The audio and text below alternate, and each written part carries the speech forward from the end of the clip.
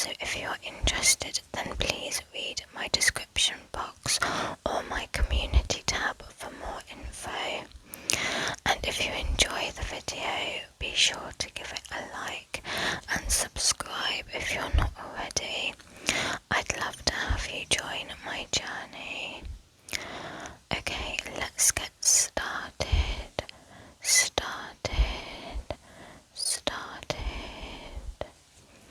So this story is called Pollyanna. Pollyanna by Eleanor H. Porter. The Little Attic Room.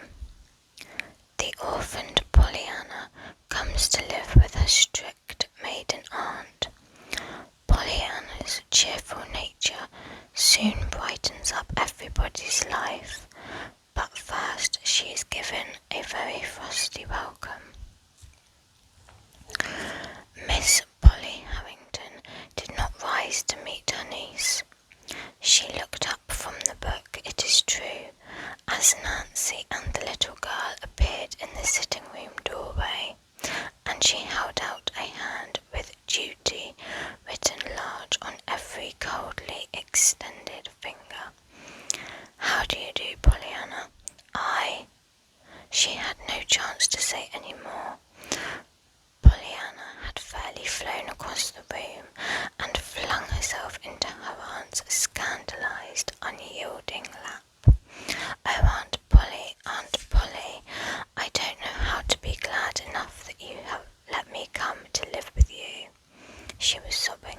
You don't know how perfectly lovely it is to have you and Nancy and all this after you've just had the Ladies' Aid. Very likely, though I've not had the pleasure of the Ladies' Aid's acquaintance, rejoined Miss Polly stiffly, trying to unclasp the small, clinging fingers and turning frowning eyes on Nancy in the doorway. Nancy, that will do. You may go.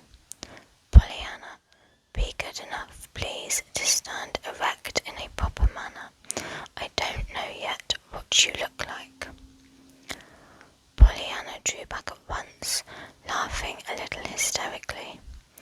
No, I suppose you don't, but you see, I'm not very much to look at anyway, on account of the freckles.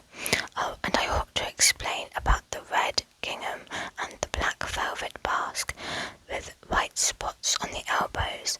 I told Nancy how father said. Yes, well, never mind now what your father said, interrupted Miss Polly crisply. You had a trunk, I presume. Oh, yes, indeed, Aunt Polly. I've got a beautiful trunk that the Ladies' Aid gave me.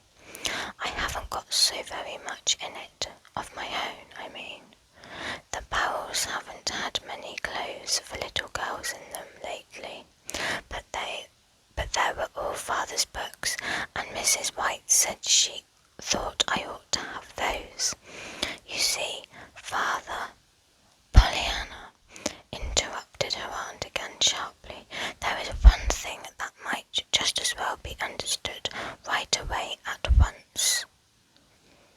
And that is, I do not care to have you keep talking of your father to me. The little girl drew in her breath tremulously. Why, Aunt Polly, you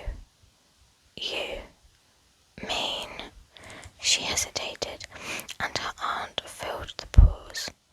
We will go upstairs to your room. Your trunk is already there, I presume. I told Timothy to take it up, if you had one. You may follow me, Pollyanna. Without speaking, Pollyanna turned and followed her aunt from the room. Her eyes were brimming with tears, but her chin was bravely high. After all, I reckon I'm glad she doesn't want me to talk about father, Pollyanna was thinking. It'll be easier, maybe, if I don't talk about him. Probably, anyhow, that is why she told me not to talk about him. And Pollyanna, convinced anew of her aunt's kindness, blinked off the tears and looked eagerly about her. She was on the stairway now. Just ahead, her aunt's black silk skirt rustled luxuriously. Behind her, an open door allowed a glimpse of soft-tinted rugs and satin-covered chairs. Beneath her feet, a marvellous carpet was like a green moss to the tread. On every side, the gilt of picture frames or the glint of sunlight through the filmy mesh of lace curtains flashed in her eyes. "Oh, Aunt Polly, Aunt Polly!" breathed the little girl rapturously. "What a perfectly lovely, lovely house! How awfully glad you must be, you're so rich." "Pollyanna!" ejaculated her aunt, turning sharply about as she reached the head of the stairs. "I'm surprised at you making a speech like that to me." "Why, Aunt Polly, aren't you?" queried Pollyanna, in frank wonder. "Certainly not, Pollyanna. I hope I could not so far forget myself as to be sinfully proud of any gift the Lord has seen fit to bestow upon me," declared the lady. "Certainly not of riches." Miss Polly turned and walked down the hall towards the attic stairway door. She was glad now that she had put the child in the attic room. Her idea at first had been to get her niece as far away as possible from herself, and at the same time place her where her childish heedlessness would not destroy valuable furnishings. Now, with this evident strain of vanity showing thus early, it was all the more fortunate that the room planned for her was plain and sensible, thought Miss Polly. Eagerly, Pollyanna's small feet pattered behind her aunt. Still more eagerly, her big blue eyes tried to look in all directions at once, that no thing of beauty or interest in this wonderful house might be passed unseen.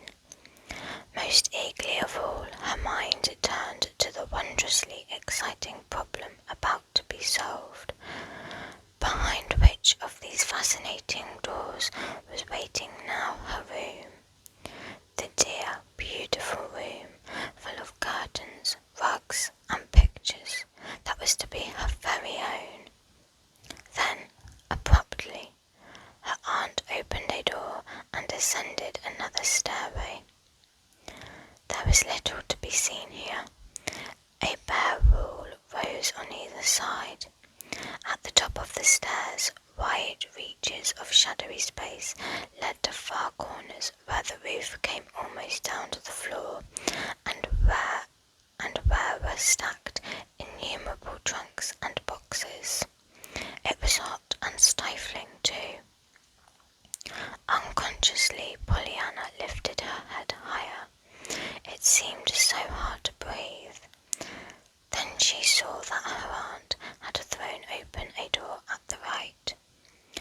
"There, Pollyanna, here is your room, and your trunk is here, I see. Have you your key?"